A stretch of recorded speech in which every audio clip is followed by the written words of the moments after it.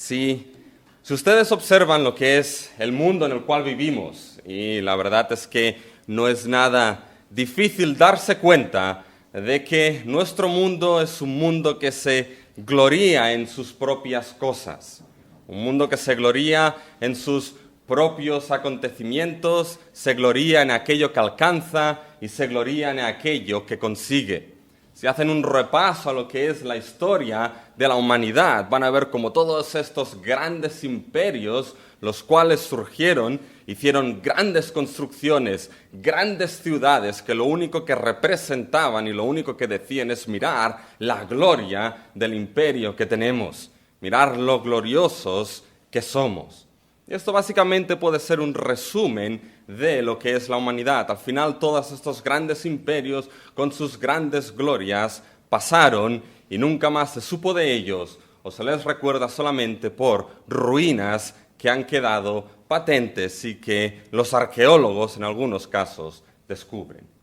Pero cuando vemos lo que es la historia de la humanidad, y cuando nos damos cuenta de himnos como por ejemplo que hemos cantado, que nosotros somos el pueblo de Dios, que somos el pueblo que conoce a su Dios, al Dios que nos ha creado y al Dios que nos ha redimido, la pregunta es, como pueblo de Dios, ¿en qué nos gloriamos nosotros? ¿Cuál es nuestra gloria? ¿Qué es aquello en lo cual nosotros podemos decir en esto y en ninguna otra cosa, en este y en nadie más, como pueblo de Dios, en esto nos gloriamos? En los últimos versículos de la carta a los Gálatas, Pablo va a enfocar precisamente en aquello en lo cual él se gloria. Y va a decirle a los Gálatas y va a decirnos a nosotros como iglesia, en esto y en este yo me glorio. Y Pablo básicamente en estos últimos versículos que se han leído de Gálatas va a destacar tres cosas, y podemos destacar tres cosas. Lo primero va a ser una advertencia. Pablo va a advertir contra aquellos cuya gloria no es la cruz de Cristo. La segunda cosa es que Pablo nos va a mostrar lo que es la excepcionalidad, lo que es lo singular, lo único de gloriarnos en la cruz de Cristo. Y lo último, Pablo va a dar la bendición sobre aquellos que se glorían en la cruz de Cristo. Pues vamos a lo primero, lo que es la advertencia. Advertencia que Pablo va a dar contra aquellos los cuales no se glorían en la cruz de Cristo. Advertencia contra aquellos cuya gloria no es la cruz de Cristo. ¿Y cómo Pablo va a presentar esta advertencia? ¿Cómo se lo va a decir a los Gálatas y cómo lo va a decir a nosotros? Lo va a presentar básicamente de tres maneras. La presencia de esa advertencia será una advertencia enfática, primeramente, y después nos mostrará dos propósitos que están en el corazón de aquellos que no se glorían en la cruz de Cristo.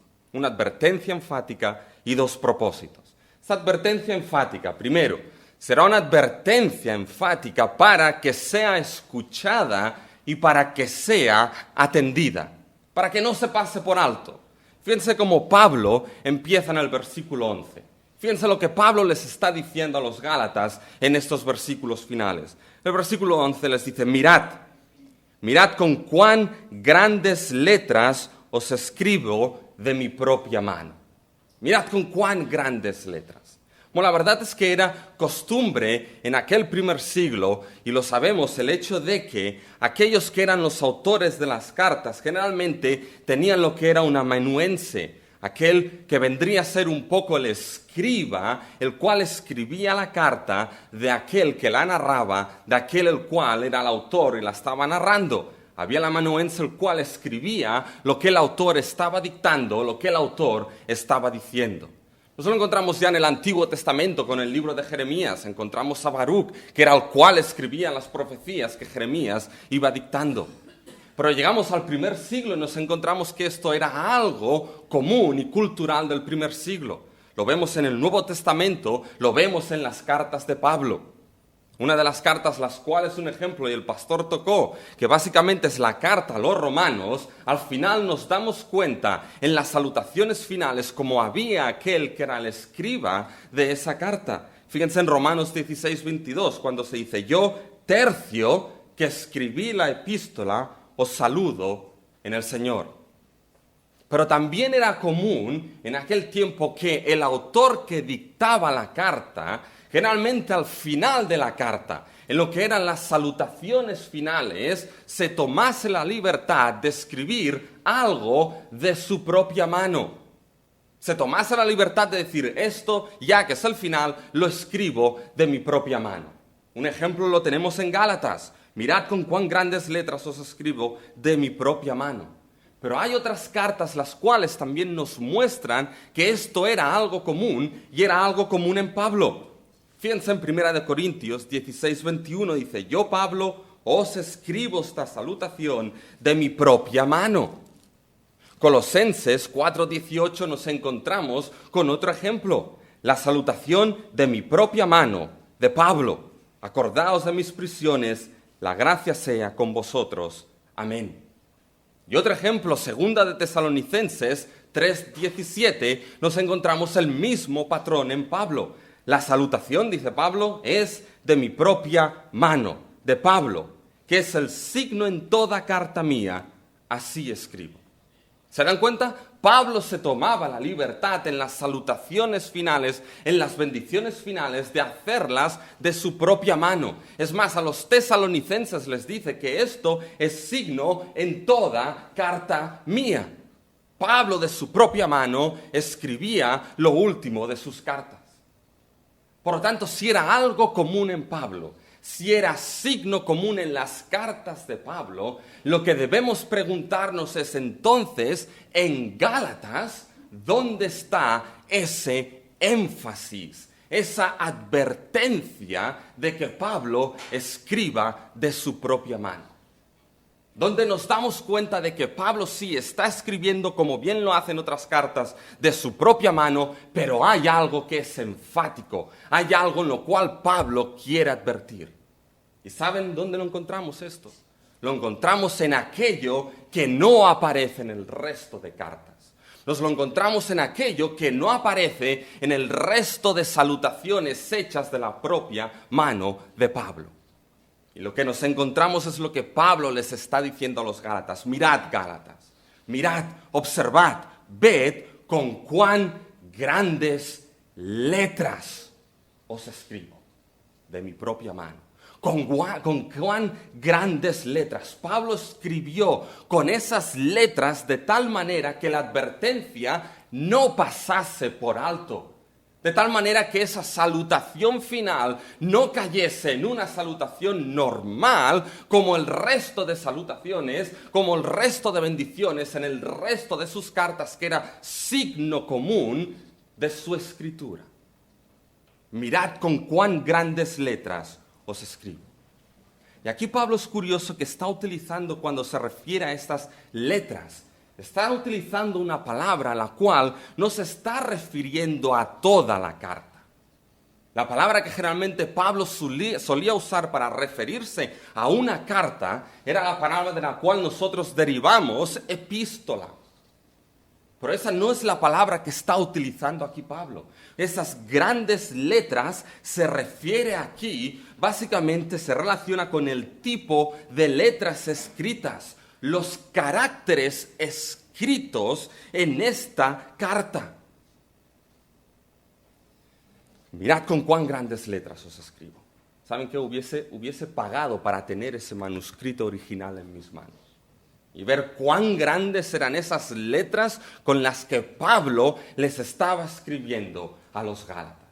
No sabemos si solamente escribió este simple versículo, estas simples palabras, o escribió los últimos versículos de esta carta. No lo sabemos.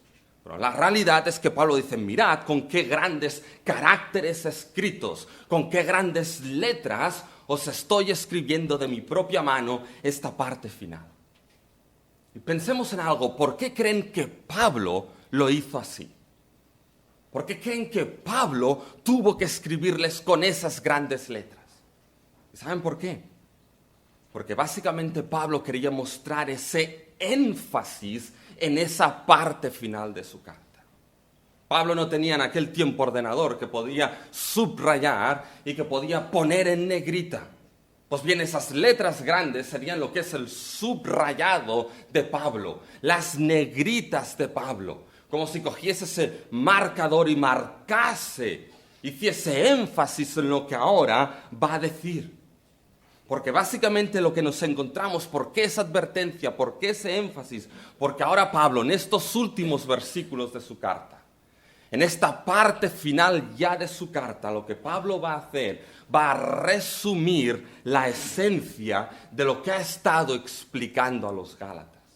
Los inicios y los finales de las cartas son buenos lugares para encontrar los temas principales que recorren la carta que se está escribiendo.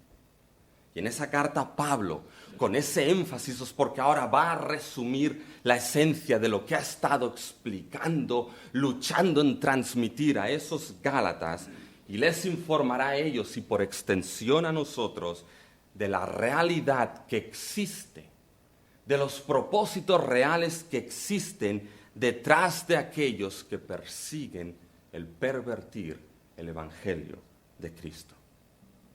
Un autor lo ha puesto de la siguiente manera que me gusta, dice el Santo Grial, refiriéndose al Evangelio. Dice, el Santo Grial ha sido tocado y Pablo debe usar toda su artillería. Y Pablo ha estado usando toda su artillería a lo largo de la carta para defender ese Evangelio de gracia y fe en Cristo Jesús. Ha estado hablando de la centralidad de ese Evangelio. Ha estado hablando de la singularidad de ese Evangelio. Ha estado hablando del origen divino de ese Evangelio. Ha usado teología bíblica y ha ido a lo largo de toda la Escritura, pasando por Génesis, pasando por Éxodo, para justificar, para hablar, para explicar de ese Evangelio de gracia y fe en Cristo Jesús. De ese Evangelio que justifica solamente por lo que Cristo ha hecho en la cruz. Ha estado hablando de su propio apostolado, ha utilizado palabras dulces y palabras amargas. Y ahora Pablo al final de su carta, va a dar su estocada final a ese argumento. Su estocada final, y lo va a subrayar. Mirad con cuán grandes letras os escribo de mi propia mano. Eso es lo último que tengo que decir. Que no pase por alto. Y hermanos y hermanas, ¿saben? Si hay un momento para escuchar las palabras de Pablo en cuanto a lo que es esencial para la iglesia de Cristo, en cuanto a lo que es ese evangelio glorioso de fe en Cristo Jesús, sí, es toda la carta escucharla, pero si hay un momento para escuchar el último sonar de la trompeta de Pablo en relación a ese tema, es precisamente aquí. Cuando Pablo dice, mirad cuán grandes letras, no quiero que os pase. Es como si estuviese diciendo, ¿sabéis qué, Gálatas? Ya no hay más. Ya no diré nada más. Así que tenedlo claro. De aquí en adelante ya no hay más que hablar. Pablo lo expresa de otra manera en el versículo 17, cuando dice, de aquí en adelante nadie me cause molestias. Así que mirad con cuán grandes letras os escribo. ¿Y saben dónde está esa urgencia? Esa urgencia de lo que Pablo está diciendo, de lo que Pablo quiere informar a esos Gálatas. Esa urgencia se encuentra en los propósitos que van a estar detrás de aquellos que estaban perturbando a los Gálatas y pervertiendo al Evangelio. Pablo dice, os quiero advertir de los propósitos reales de aquellos que no se glorían en la cruz de Cristo. Os quiero advertir de los propósitos reales del corazón que hay detrás de aquellos que a la cruz y al sacrificio de Cristo añaden algo. Que determinan que la fe en Cristo Jesús, que el sacrificio de Cristo no es suficiente para justificar, para perdonar, para hacerte parte del pueblo del pacto. Escuchad, porque quiero advertiros de los propósitos claros que hay en ellos, y eso es urgente. Es como si Pablo ahora va a hacernos una radiografía.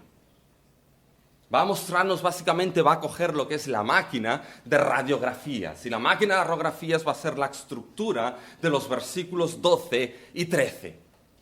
En esa máquina va a poner al paciente. Y el paciente va a ser aquel al cual va a ser radiografiado. Bueno, ya pueden darse cuenta que parte de la preparación de este mensaje salió en el hospital, ¿ya? Cuando operaron a Giel. Entonces, pues, uno estaba allí y ese es el ejemplo que vino, ¿ya? Con tanto aparato ahí. Pero fíjense que va a darnos una radiografía. Esto es lo que hay. Dice, ¿cuál es el paciente? El paciente es el siguiente. Fíjense, versículos 12 y 13. Esa es la máquina de radiografías. ¿Cuál es el paciente? Hay una estructura paralela entre esos dos versículos. Todos los que quieren agradar en la carne, ese es el paciente. La estructura paralela, esos son los mismos que ni aun los mismos que se circuncidan guardan la ley. Estos son los mismos del versículo 12 y versículo 13. Estos son aquellos en el versículo 12 que os obligan a que os circuncidéis.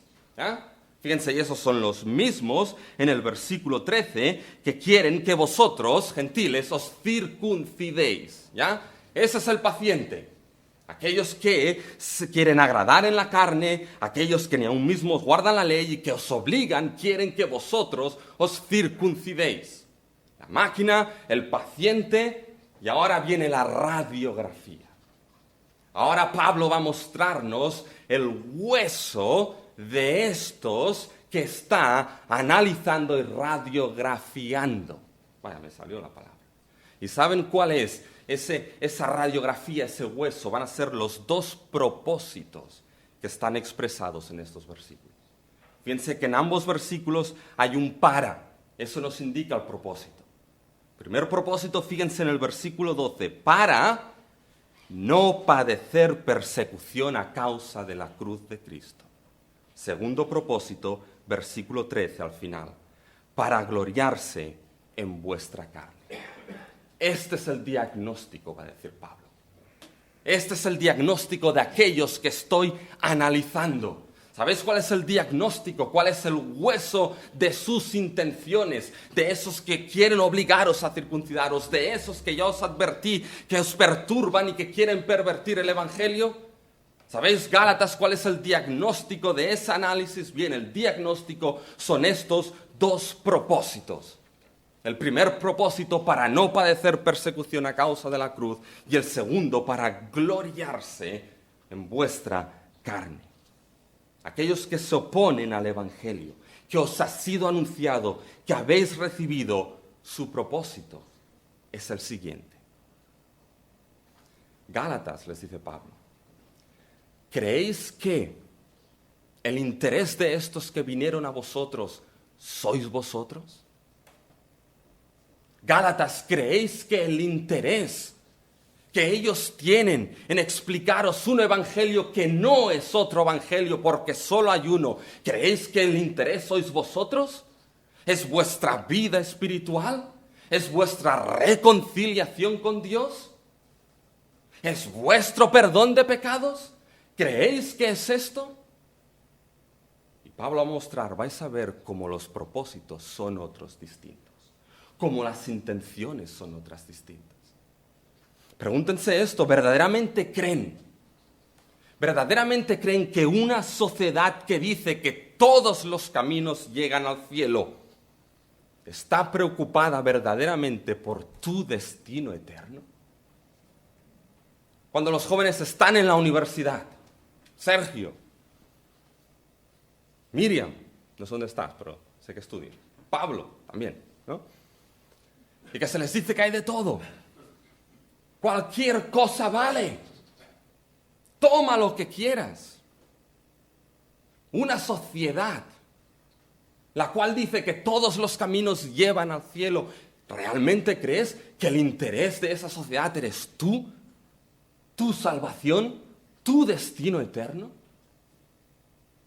¿Verdaderamente creen que una sociedad que dice, bueno, no hace falta que dejes a Cristo, quédatelo para ti, pero compártelo, mézclalo con otras cosas, con otras fees, con otras religiones?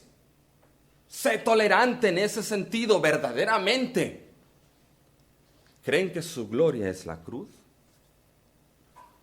¿Verdaderamente creen que el interés y el propósito que hay detrás es la gloria de la cruz y el bienestar, la salvación nuestra?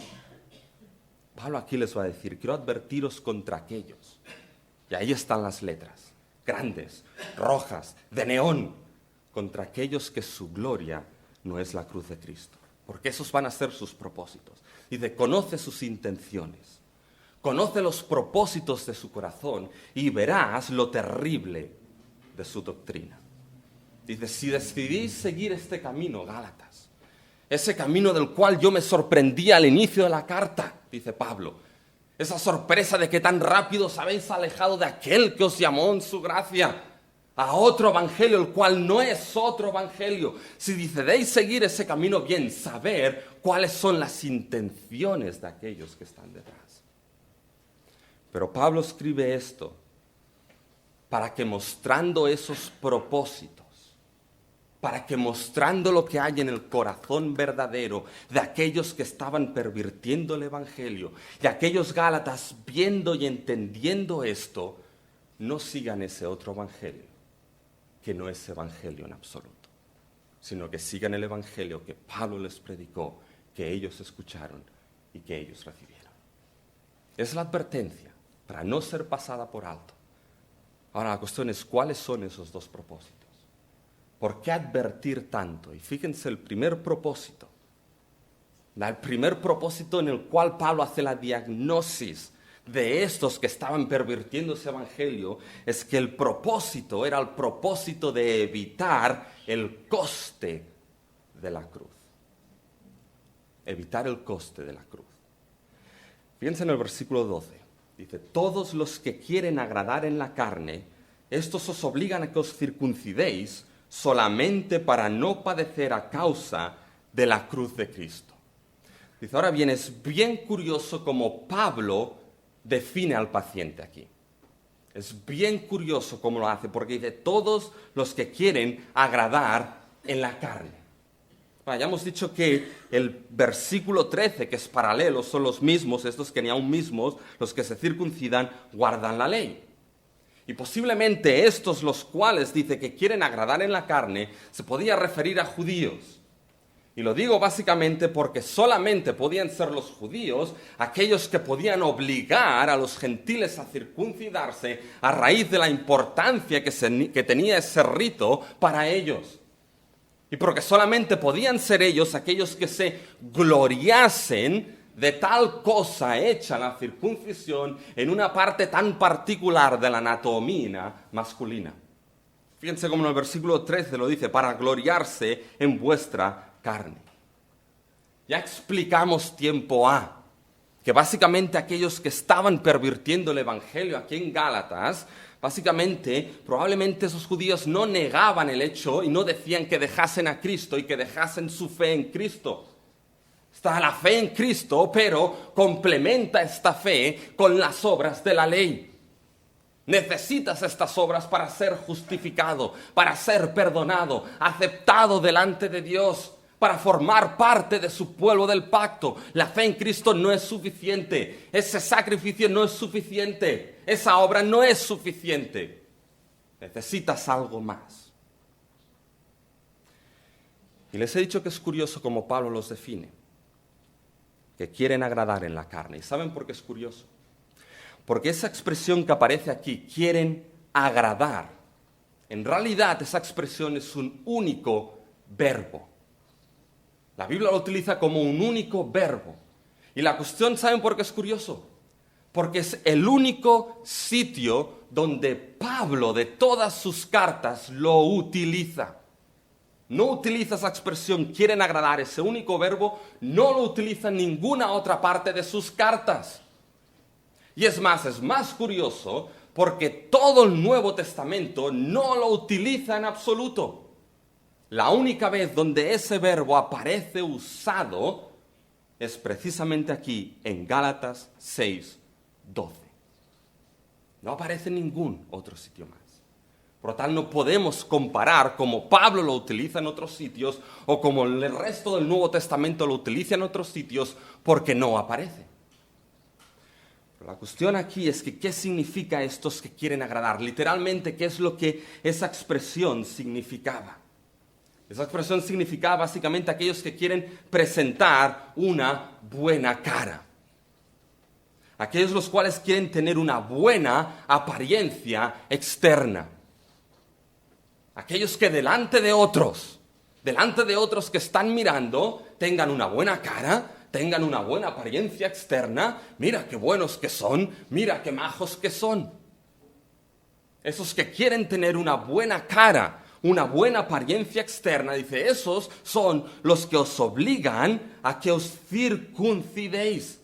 Gentiles, que tengáis la misma buena cara, que tengáis la misma buena apariencia externa en frente de otros.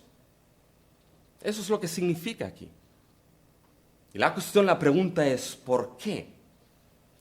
Parece ser que ese grupo estaba preocupado por tener un cierto honor, una cierta reputación con alguien o con cierto grupo. ¿Y por qué era esto? ¿Cuál era el propósito que tenían de tener una buena cara frente a otros?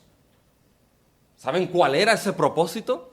¿Saben cuál era la intención de tener una buena cara y honor frente a otros y así también los gentiles tuviesen esa buena cara? ¿Saben cuál era su intención? ¿Saben cuál era su propósito? Bueno, Pablo lo dice claro. La Escritura lo dice claro. Fíjense, dice solamente. ¿Se dan cuenta en el versículo 12? Dice solamente, y eso es enfático. Lo que quieren es una única cosa con esa buena cara. Y esa cosa, gentiles, no sois vosotros. El interés no sois vosotros aquí. Dice solamente, fíjense, ¿para qué? Para no padecer persecución a causa de la cruz de Cristo. Ajá. El único propósito que tenían, la única intención que tenían de tener esta buena cara delante de otros, este honor delante de otro grupo, era simplemente no padecer y no pagar el coste de lo que la cruz de Cristo implica. No pagar el coste y padecer persecución a causa de lo que la cruz de Cristo implica, de lo que la cruz de Cristo trae, de lo que el Evangelio absolutamente significa. Y la cuestión es, ¿cómo hacemos sentido de esto? ¿Qué es lo que estaba sucediendo en aquel momento? Porque este agradar en la carne no se refiere aquí en este sentido como algo moral, como algo ético, que quizá Pablo pueda hablar en el capítulo 5. Es esa apariencia externa. ¿Y por qué ese quedar bien? Para no padecer por la cruz de Cristo. ¿Por qué? ¿Qué hay ahí detrás? Y fíjense, hacemos un poco de sentido cuando nos damos cuenta y conocemos que históricamente, alrededor de finales del año 40, existía una persecución celote en Judea. Y debemos entender que el inicio de la iglesia cristiana, en realidad ese inicio primeramente fue judío. Quienes entendieron aquellos que ese Cristo, ese Jesús de Nazaret, el Cristo, el Hijo de Dios, era el Mesías prometido.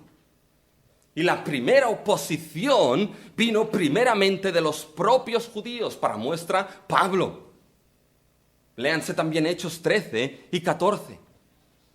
Y fíjense lo que hay ahí detrás de ese razonamiento. Dice, si ellos, aquellos que quieren agradar en la carne, tener buena cara, obligaban a esos gentiles circuncidarse, tener la misma buena cara. Hoy, ¿qué sucedería? Conseguirían de alguna manera, si conseguían combinar la fe en Cristo con las obras de la ley, entonces estarían jugando a dos bandas.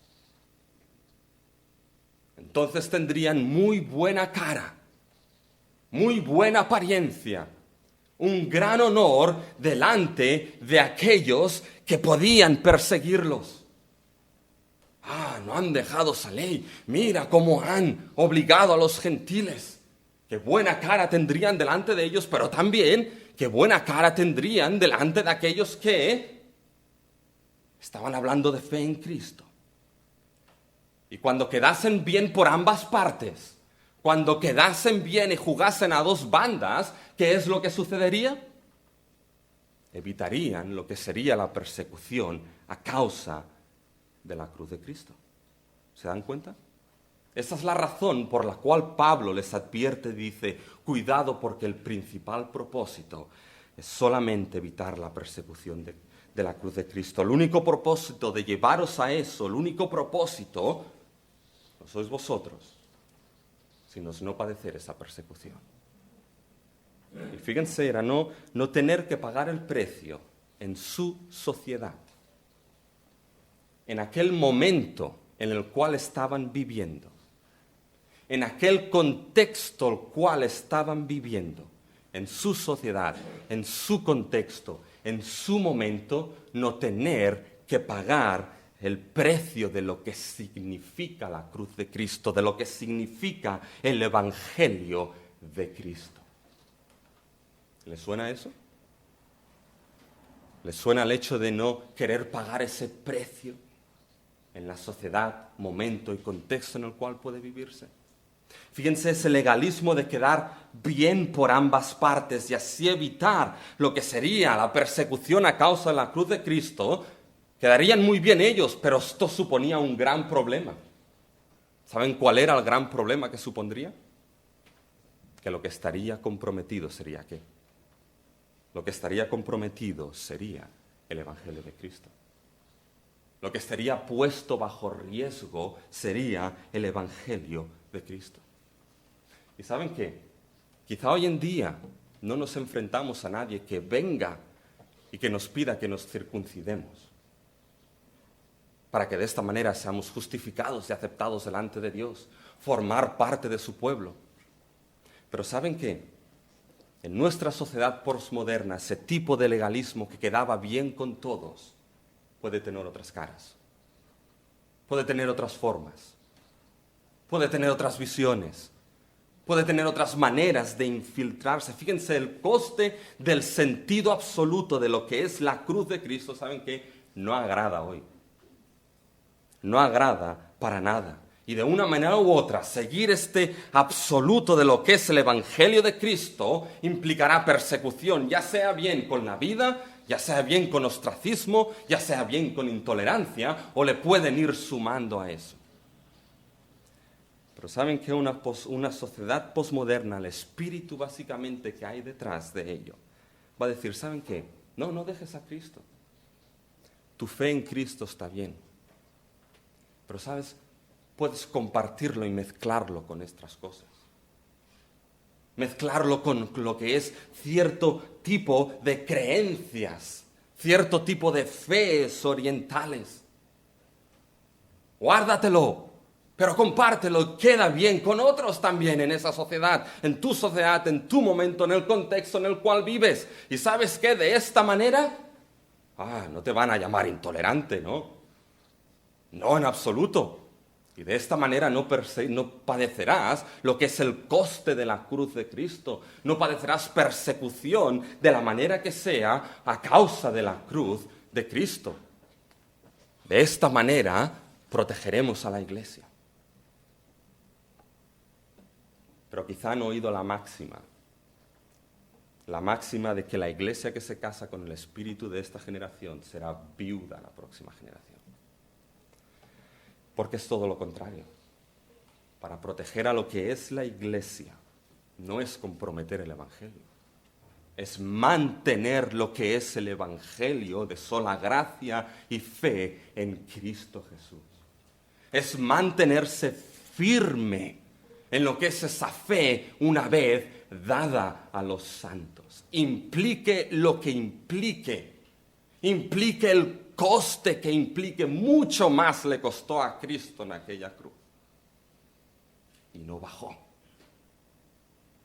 Llegó hasta el fin. Pablo lo sabía. Y así se lo dijo a los Gálatas. Cuidado con esos. Los reformadores lo sabían. Por eso la primera marca de lo que es la iglesia era la correcta predicación del Evangelio de Cristo. Y la iglesia debe saberlo. La iglesia de Cristo en el siglo XXI debe saber que el tesoro que le ha sido dado es ese evangelio de gracia y fe en Cristo Jesús. Ese es el primer propósito, Gálatas. No van a sufrir por lo que es a causa de la cruz. Entonces, fíjense que ustedes pueden ser los Gálatas aquí. ¿Sería un choque para ustedes o no? Entonces, Pablo, ¿no somos nosotros? ¿El interés que ellos tienen no somos nosotros? Y aquí viene Pablo con el segundo propósito. Dice, no, Gálatas, hay otro propósito. Y el propósito que tienen es el propósito de gloriarse en méritos personales. Fíjense en el versículo 13. Porque ni aun los mismos que se circuncidan guardan la ley. Fíjense cómo este versículo 13 viene como causa de lo que Pablo ha estado diciendo anteriormente. Esos básicamente que quieren agradar en la carne, que os obligan a circuncidaros para no padecer persecución a causa de la cruz de Cristo, esto es porque ni aun ellos mismos guardan la ley. Saben que su celo no es ni guardar la ley. Si al menos fuese eso, Pablo ya se lo dijo, y creo que Pablo lo tuvimos el domingo pasado en la iglesia de Verdi, y ya nos dijo algo, que era bien celoso de guardar la ley y las tradiciones de su tiempo. Era un celo erróneo, un celo mal dirigido, pero al menos un celo a eso. Dice, pero es que estos, ni esto, ni aun ellos mismos guardan la ley. Dice, entonces, ¿cuál es su interés? Pablo, dinos, ¿cuál es su interés? ¿Dónde está su propósito? Y fíjense lo que dice Pablo en el versículo 13. Pero quieren que vosotros os circuncidéis, ¿para qué? Para gloriarse en vuestra carne. Ajá, este es el punto. El punto es que es su propia gloria. Los motivos que los mueven no es ni la gloria de Dios, ni la gloria de Cristo, ni el gloriarse en la cruz, sino sus propios motivos, su propia gloria. Esa idea de gloriarse en vuestra propia carne, gentiles, no os penséis que ellos van a estar muy contentos de que ahora se hayáis circuncidado y de que ahora seáis totalmente iguales a ellos. No os penséis esto. Si acaso llegaréis a prosélitos, pero puede ser que ya no paséis de ahí. ¿A qué se refiere gloriarse en vuestra propia carne? Fíjense que con ese acto, lo que van a hacer en cierta manera, en dicho acto, va a ser protegerse a ellos mismos, cubrirse las espaldas. Fijaros lo que hemos conseguido. Hemos conseguido que esos gentiles se circunciden, así habitamos lo que se padecer por la cruz de Cristo. ¿Cómo hemos hecho esto? ¿Qué buena cara tenemos? ¿Cómo ha sido hecho esto? Con esa circuncisión, ¡ah, qué buenos que somos! ¿Cómo nos gloriamos en lo que hemos conseguido? Y cuando esto aparece, cuando la radiografía es vista y se ve, mira lo que hemos conseguido, ¿saben lo que inmediatamente queda a la periferia? ¿Saben lo que inmediatamente queda apartado, queda relegado, queda enterrado? Lo que queda a la periferia es, mira lo que Cristo consiguió. Mira lo que Cristo hizo. Mira aquella cruz. Glóriate no en tus méritos, sino en los méritos de la cruz de Cristo. Mira lo que nosotros hemos conseguido. No mires lo que Cristo consiguió. Y ahora es al final de la carta. Es precisamente al final de la carta donde Pablo nos da esos propósitos. ¿Se han preguntado por qué Pablo lo expresa ahora? Ha estado hablando de todo lo que es el Evangelio en Gálatas. Ha estado hablando de lo que es el Evangelio de gracia y fe en Cristo, de lo que aquellos intentaban, pero ahora al final de la carta, Pablo básicamente nos dice, estos son los propósitos de aquellos que os perturban y pervierten el Evangelio. Aquí, Gálatas, tenéis la radiografía. Aquí, iglesia, tenéis la radiografía. No quieren persecución a causa de la cruz, se glorían no en la cruz de Cristo. La cruz de Cristo no es su gloria, son sus propios méritos. Es como si Pablo estuviese diciendo, ¿sabes qué? Esta es una vara de medir. Dentro del cristianismo hay muchas cosas de medir. Y hay muchas cosas para medir, pero hay una que es esencial. Y ese es el Evangelio de Cristo.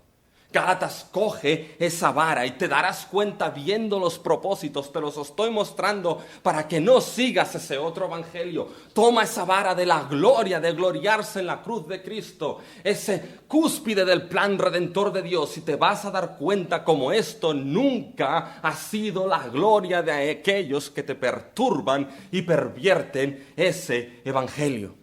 ¿Y saben qué? Eso es lo que está detrás de cualquier herejía, de cualquier filosofía, de cualquier falsa religión. La cruz de Cristo nunca será su gloria. La cruz de Cristo nunca será el centro. Pero Dios escogió esa cruz como altar para su gloria. Y con eso en mente, Cristo oró. Dijo, Padre, la hora ha llegado. Glorifica a tu Hijo para que tu Hijo te glorifique a ti también. Dios escogió aquella cruz como el altar de gloria. Y Gálatas e Iglesia, todo aquello que pervierte el Evangelio completamente, para así no padecer por la cruz de Cristo, para así gloriarse en sus propios méritos, la cruz nunca será su gloria. ¿Saben por qué? Porque la cruz no permite esto. Sí, la cruz es una ofensa al orgullo humano. Una ofensa a su orgullo porque nos dice que todos somos igualmente pecadores y que todos igualmente necesitamos esa cruz de Cristo. Y es una ofensa al orgullo humano. ¿Saben por qué? Porque clama que toda la gloria le pertoca no a mí, sino a Cristo Jesús. Dice, coge esa planta tan maravillosa, Gálatas. Ese arbusto tan bonito que se te ha dado, que se te ha regalado, que te han presentado estos que quieren perturbarse, y empieza a podarlo. Poda esta rama, poda esta otra. Saca de aquí, saca de allá. Quita un poco de tierra y mira el corazón y las raíces. Mira donde ese arbusto que supuestamente es tan maravilloso está enraizado. Y si las raíces no están y no brota de lo que es la gloria de la cruz de Cristo, déjalo morir. Déjalo morir. Mira Gálatas, estos son los propósitos.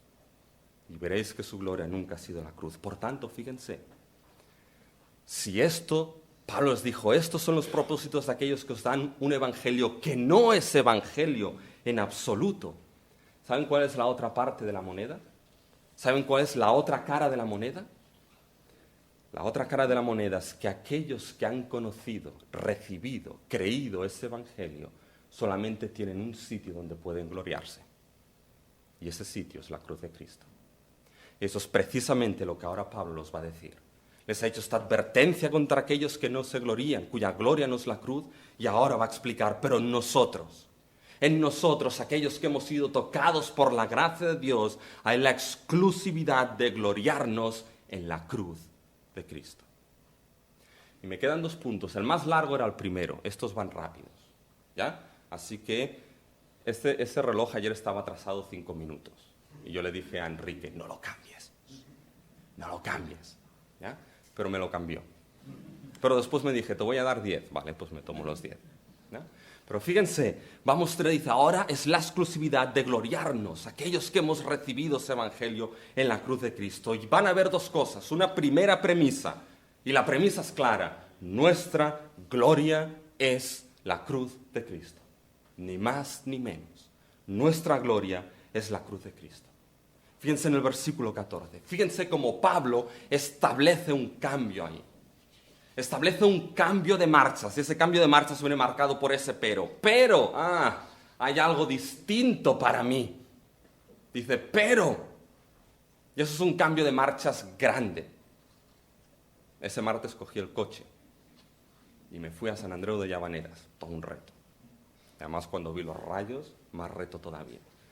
Y no sé qué hice, que en lugar de pasar de la 4ª a la 5ª, yo tan contento, pasé de la 4ª a la 3ª. ¿Y qué es lo que hizo el coche? Ignacio dirá, madre mía, lo que sea. Hizo el coche, se me fue para atrás y ahí no te dije, aquí hay algo que yo no he hecho bien. Pues esa imagen de echa para atrás, aquí viene el cambio, es lo que Pablo está mostrando aquí en el versículo 14. Pero, aquí está el cambio de marchas. Dice, pero hay algo distinto. Fíjense, lejos esté de mí. La expresión es enfática. Dice, pero ni mucho menos, en ninguna manera. En ninguna manera, Pablo dice, pueda concluirse algo distinto de mi persona. Pueda pensarse que yo puedo gozarme en mis propios méritos, o pueda pensarse que no sufro a causa de la cruz de Cristo porque llevo, se los dijo en el versículo 17, las marcas de esa cruz, de ese ministerio, de servir a ese Cristo. En ninguna manera está diciendo, la expresión es enfática, declara lo aberrante y lo aborrecible de que alguien pudiese pensar, llegase a la conclusión por casualidad de que él pudiese gloriarse en algo que no fuese el qué. Y fíjense cómo el término gloriar es enfático aquí. ¿Gloriarse en qué? Lean el versículo. Pero lejos esté de mí gloriarme, sino en la cruz de Cristo. Sino en la cruz de Cristo. El motivo de ese contraste, hermanos, es porque ahora Pablo va a mostrar para él y va a mostrar también la esencia de la perspectiva cristiana. ¿Cuál es el centro y el motivo de gloria del cristianismo? ¿Cuál es esa perspectiva? ¿Cuál es esa gloria, hermanos y hermanas, que tenemos? ¿Saben? Toda religión, movimiento está asociado con algún símbolo. Si yo les pinto una esvástica, ¿en qué piensan inmediatamente? En el nazismo. Si les pinto una media luna, ¿en qué piensan inmediatamente? Si yo les pinto una cruz, ¿en qué piensan inmediatamente? Bueno, aquí tenemos pescaditos. ¿Ya? Que alguien se lo pone en el coche, que no me lo pondría. Porque nunca sé cómo puedo salir. ¿Ya? Pero básicamente cuando fui a Israel me llamó la atención cuando fuimos al jardín de la tumba. Y el guía ahí explicó de que se cree que fue ahí porque hay una tradición bien antigua, porque hay una cruz dibujada, casi no se ve. Y yo le tomé una foto, no sabía bien a lo que estaba tomando la foto, pero hay una cruz. Y eso nos indicaba, hay esa tradición antigua del cristianismo de que sí, la resurrección fue aquí, en este jardín de la tumba, y no en esas iglesias donde has de poner la mano en un sitio y tocar una piedra, como cuando ibas al Museo de la Ciencia y ponías la mano sin saber lo que había dentro. Me daba terror a mí esto, nunca llegué a ponerla. Pero básicamente se asociaba con la cruz. En ese cambio, Pablo va a mostrar cuál es la perspectiva mía, la perspectiva de todo aquel tocado por ese evangelio. Lejos esté de mí el gloriarme, excepto en la cruz de Cristo. Y fíjense que Pablo es enfático. Es enfático cuando dice, pero lejos esté de mí. Ese de mí, en realidad está al inicio de la frase. Pablo en realidad está diciendo, pero de mí, en mi caso, en mi persona, lejos esté de mí gloriarme. Y paren aquí ahora. ¿Qué es lo que dirían ustedes? Pablo ha hecho énfasis en el de mí, para mí. Lo lógico sería decir, para mí lejos esté gloriarme de la cruz, excepto en la cruz de mi Señor Jesucristo. ¿Pero dice esto Pablo? Para mí lejos esté gloriarme, excepto en la cruz de ¿qué? De nuestro Señor Jesucristo, hermanos y hermanas. Pablo está diciendo, esa cruz no es solo mi cruz. Ese Señor no es solo mi Señor. Esa cruz, ese Señor es nuestro Señor Jesucristo. Es el Señor y la cruz de aquellos que por su gracia hemos sido salvos en el Evangelio de Cristo, tocados por su gracia, redimidos por esa obra, tocados por ese amor inefable. Es nuestro Señor, es nuestra cruz. Y es en Él que el mundo me es crucificado y yo al mundo. ¿Saben qué? Pablo aquí nos está diciendo que ahora por medio de esa cruz y de ese evangelio, ¿saben? Tiene que desligarse totalmente de lo que es del mundo en el cual vivimos. Retirémonos a un lugar lujoso, Ahora sí, oremos por el mundo allí sin estar en contacto con el mundo, ni idea de lo que pasa en el mundo. O retirémonos y no suframos para nada, para así poder alcanzar lo que sería el nirvana. O que nos desliguemos totalmente de las necesidades de este mundo. Al contrario, el cristianismo, aquellos tocados por el Evangelio, por la cruz, la resurrección, esto llama a los creyentes a estar mucho más relacionados con las miserias de este mundo, del ser humano caído en pecado, y de buscar lo que es esa propagación de ese Evangelio y de ese reino. Dice, básicamente, porque en el mundo me es crucificado a mí y yo al mundo. Eso Pablo debe entenderse como aquello que está caracterizado, aquellas ventajas o beneficios humanos visto como obstáculos a aquella justicia que solamente Dios puede dar. El Cristo, el Evangelio, el Cristo crucificado destrona completamente cualquier otro medio de ser justo y aceptado delante de Dios. Por eso Pablo dice, dejos esté de mí de gloriarme en otra cosa que no sea la cruz de Cristo. Cualquiera que ha escuchado, cualquiera que ha recibido ese Evangelio, cualquiera que ha entendido que sus pecados son perdonados, que ahora es declarado inocente y justo delante de Dios, que ahora forma parte del pueblo de Dios, de la familia de Dios, que ha recibido el Espíritu Santo y que clama, Abba, Padre, al Dios creador y Dios redentor, no hay posibilidad de que pueda gloriarse en ninguna otra cosa que no sea la cruz de Cristo. Y quizá alguien aquí, y en 5 minutos termino, quizá alguien aquí puede preguntarse, ¿pero qué tienen esos cristianos con la cruz y la cruz? ¿Por qué tanta cruz? ¿Por qué ese lugar tan terrible? Porque en realidad estamos removidos ciertos años de la realidad cultural de lo que la cruz significaba. Pero déjenme que les mencione lo que un autor ha escrito, Donald Carson, en un libro, La cruz y el ministerio cristiano. Y piensen, fíjense lo que dice. Dice, ¿qué pensaríamos si una señora viniese a trabajar llevando pendientes con la imagen de una nube en forma de hongo de la explosión de la bomba nuclear sobre Hiroshima y Nagasaki? ¿Qué pensaríamos? ¿O qué pensaríamos si un edificio de iglesia se adornase con el fresco de las fosas comunes de las matanzas de Auschwitz? ¿Qué pensaríamos? Dice, ambas visiones son grotescas, no solamente son intrínsecamente horrendas, sino también chocantes debido a las poderosas asociaciones culturales. Dice, el mismo tipo de horror estaba asociado con la cruz y la crucifixión en el primer siglo. Gloriarse en la cruz. Gloriarse en un sitio de vergüenza, horror, muerte. ¿Por qué? Y eso es una pregunta que todo el mundo debe hacerse. ¿Por qué en esa cruz? Saben, los motivos son varios, pero déjenme que les dé uno y aquí termino. ¿Saben? Es lo que dice Pablo. ¿Por qué? Porque esa cruz lo que comporta es que hace de nosotros una nueva creación. Fíjense lo que dice Pablo en el versículo 15. Porque en Cristo Jesús ni la circuncisión vale nada, ni la incircuncisión. Ahora los gentiles podían decir, sí, ¿veis? Judíos, la circuncisión no vale nada. Lo que vale es la incircuncisión. Y Pablo les dice, no os equivoquéis. Nada de esto vale. Lo que vale es una nueva creación. ¿Y saben qué es lo chocante? Lo chocante es que Pablo aparentemente y explícitamente no ha hablado de nueva creación hasta ahora, aquí.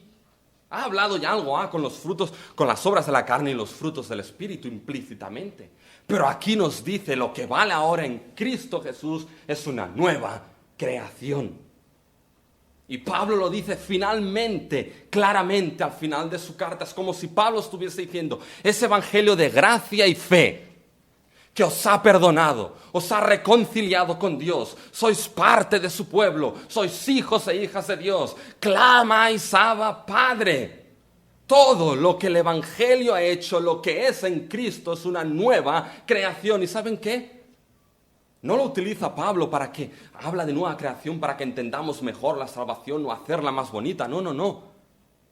La salvación precisamente lo que es y lo que sucede es una nueva creación en nosotros. No hay parches. Y saben, eso se entiende, hermanos, cuando lo ponemos a la luz de toda la historia de la salvación. ¿Qué es lo que hizo primero Dios al inicio de todo? Bueno, si ven la serie de la Biblia no les va a aparecer ahí, ya les aparece un Noé. Pero lo primero que hizo fue crearlo todo. El Dios creador creó la creación buena y perfecta, creó al ser humano como la corona y la imagen del creador. Y el ser humano cayó y pecó. Pero Dios ahora en la historia de la salvación, mediante la redención, Dios restaurará no la primera creación, sino el ideal de la primera creación. Y llamará un hombre Abraham, y creará y redimirá un pueblo Israel, y a través de sus profetas Dios dirá, yo vengo y hago nuevos cielos y nueva tierra. Las cosas antiguas pasaron, vengo, lo voy a hacer todo nuevo. ¿Y saben qué? ¿Saben cuando Pablo entiende que esa nueva creación toma de manera anticipada lugar? En la persona y en la obra de Cristo. Ahora en Cristo Jesús, todo aquel que por fe está en Él es hecho una nueva creación. Con todo lo que el Evangelio implica, yo os he explicado, lo que Dios ha hecho ahora es restaurar en vosotros, personalmente y como iglesia, ese ideal de la nueva creación. Sois el aroma, la visión de esa nueva creación que un día de manera completa irrumpirá en la historia. Lo único es que Dios lo está haciendo al revés. En la primera creación Dios lo creó todo y creó al ser humano y lo puso en el jardín. Ahora Dios lo que está haciendo es una nueva creación de nosotros, preparados ya para poder habitar esa nueva creación que va a irrumpir al final de la historia cuando Cristo vuelva. Y solamente estarán allí aquellos que son una nueva creación, aquellos que han escuchado, creído y han sido salvos por Cristo Jesús, por la fe y solamente en lo que Cristo ha hecho. ¿No es glorioso esto, hermanos y hermanas? La cuestión es, ¿cómo podemos mantener esto? ¿Ven que hay una bendición final? Esa bendición es un tanto complicada, parece el Israel de Dios, pero eso se lo dejo al pastor cuando llega a Romanos 9, 10 y 11. ¿Ya? Pero fíjense que habla de paz, misericordia y gracia. Si hay algo que necesitamos y podemos descansar, hermanos, es que gracias a ese evangelio tenemos paz para con Dios. Y en eso nos gloriamos en la cruz de Cristo. Es gracias a ese evangelio que sabemos que Dios tendrá misericordia de los suyos. Y en eso nos gloriamos en la cruz de Cristo. Y para mantenernos fiel a Él, necesitamos esta gracia sublime de nuestro Señor Jesucristo. Esa presencia del Espíritu para que nos ayude a mantenernos fieles en ese evangelio que nos ha sido dado. Si hay un sitio, hermanos y hermanas, donde podemos venir y recordar esa nueva creación gracias al evangelio de Cristo, es precisamente en la mesa del Señor, en lo que Cristo hizo en aquella cruz, dando su cuerpo y derramando su sangre para la gloria de Dios y para la salvación de los suyos. Dios les bendiga.